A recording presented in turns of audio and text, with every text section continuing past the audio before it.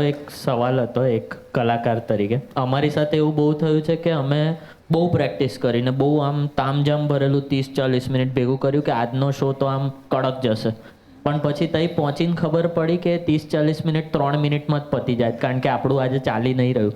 તો તમારી સાથે આટલા લાંબા કરિયરમાં કોઈ વખત એવું થયું છે કે ફસાઈ ગયા છે કે પછી આ કઈ શો આવી ગયો ને પતાવો પડ્યો હોય કોઈ પણ રીતે? ના, એવું બન્યું હોય છે કે ઘણા એવા હોય છે, ઘણું ઓડિયન્સ એવું હોય છે ગમે તે બોલો ને એનો કોઈ પ્રતિભાવ જ નહીં, હરિકથા સાંભળતો એમ બે.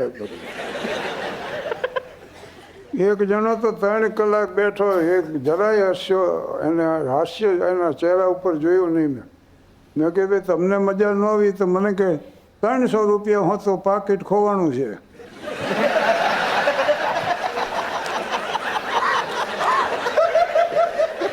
હા, તમને હા ઉજે છે કે